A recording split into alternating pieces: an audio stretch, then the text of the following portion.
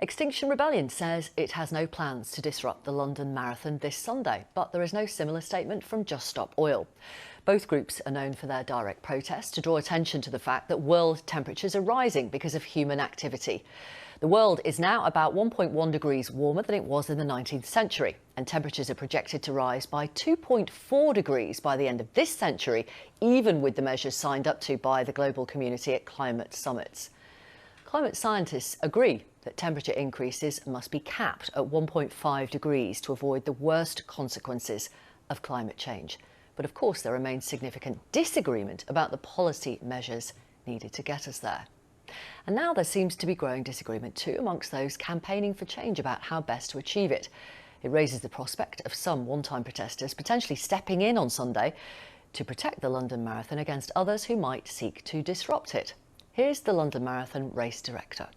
We have been talking to Extinction Rebellion for months, and Extinction Rebellion have been very, very clear that they are in a new phase of wanting to engage the general public in a different way. And it was not Extinction Rebellion at the snooker on Tuesday. It was Just Stop Oil. The two best-known environment direct action groups in the UK have, it seems, now diverged on policy. Extinction Rebellion used to do things like this, pouring fake blood outside the London Stock Exchange in 2021.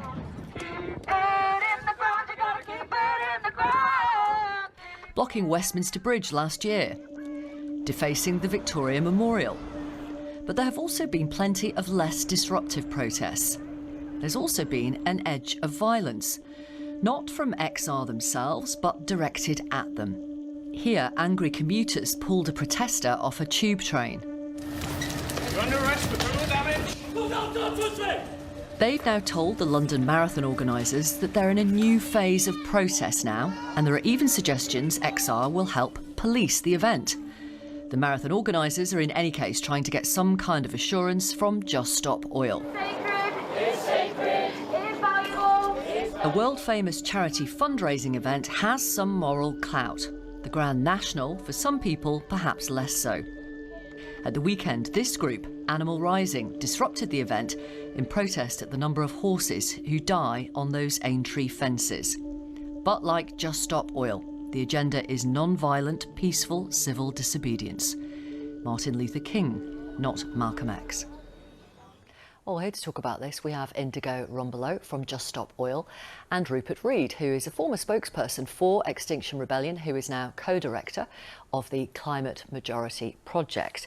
And we wanted to bring you together to have a conversation between you both, because you both believe, like many, that change needs to come more quickly, but you have different ideas of how to get there. What are your ideas, Indigo? I know that we need to move into civil resistance against our criminal government, which is pushing for new oil and gas in the middle of this emergency. And I know that the thousands of people that we are is not yet enough, and we need to ask all the institutions, all the influential people and everybody watching television tonight to join us in civil resistance.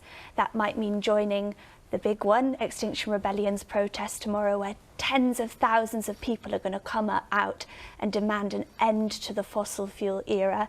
And it might mean staying on for the slow marches that will be starting in London from Monday, 7 a.m. Parliament Square, every weekday.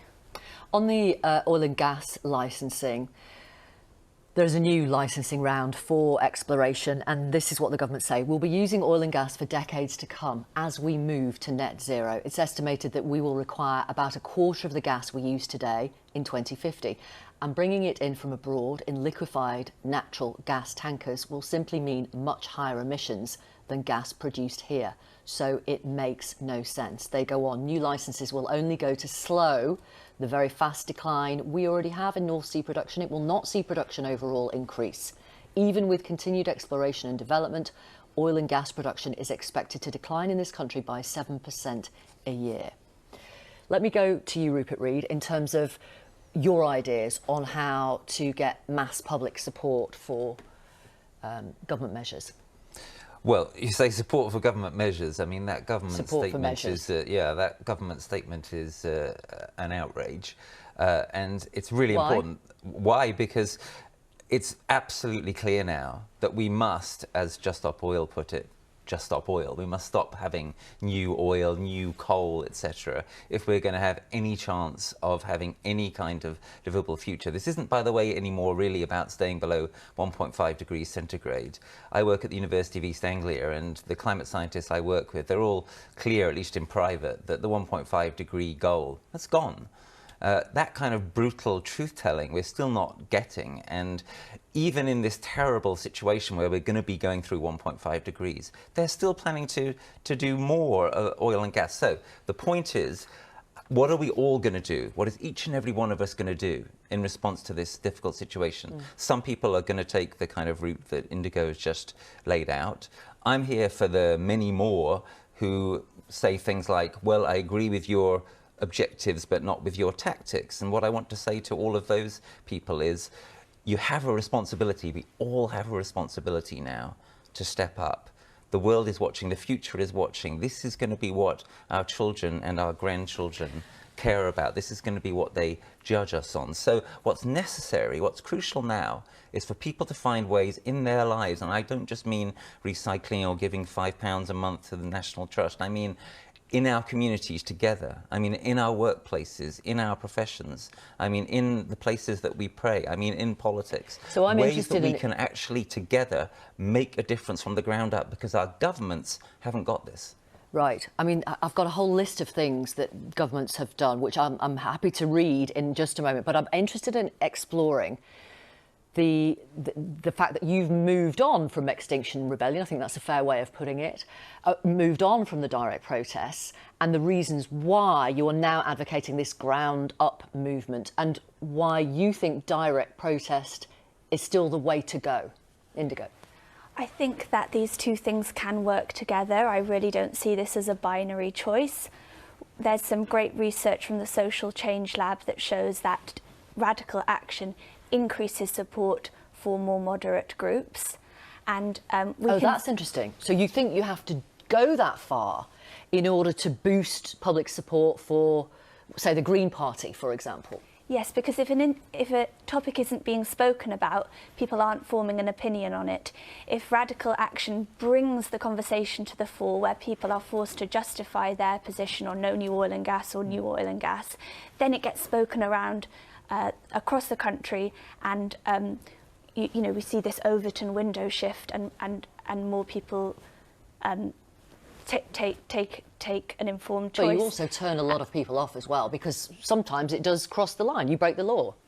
But what we want to do is change people's opinion on the issue, and when ordinary people are presented with the facts, they will side with the way forward, which is ending fossil fuel production. And this has been shown recently when juries are given, when protesters are allowed to give evidence in court and testify about why they took action, juries will acquit them. So it's worth breaking the law to plead not guilty and get to Crown Court to explain it to a jury. Would you say that or not?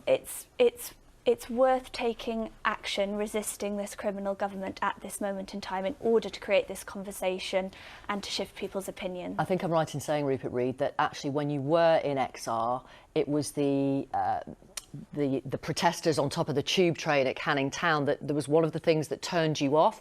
Is that fair? Yeah, you just thought that was too much because it was stopping working people getting to work. That was a moment of concern for many people in the movement and many people in the ordinary general public. And what I'm here for is to say to those people in the general public who are feeling it, and this is millions and millions of people now who don't want to glue themselves to anything or whatever, but who are in fundamental agreement with the understanding that we've got to absolutely radically and transformatively shift. People who are afraid for the future of their children, as you perhaps are, Victoria, as many people watching tonight will be. People who are afraid for the future of their children, to say to them, There's something you can do. You need to work on what it is in your life where you can have the most leverage. Because you know there will be some watching who say, look, this country produces a tiny proportion of the world's emissions, tiny, compared to China, compared to India. You know, there's coal production in China, which is more than the whole of the rest of coal production in the world combined. But China is also leading the world in terms of renewable energy. Are we going to let them get away with that? We led the world on the abolition of slavery. We ought to be leading on this. And every single person needs to be in a position to look their children in the eye and say, I did all that I could. I really made a difference as a teacher, as a journalist, as a insurer, as an accountant, whatever you are, whoever you are, we all now need to be stepping up, and that's what we in the Climate Majority Project are offering people the chance of doing. Are you going to disrupt the London Marathon?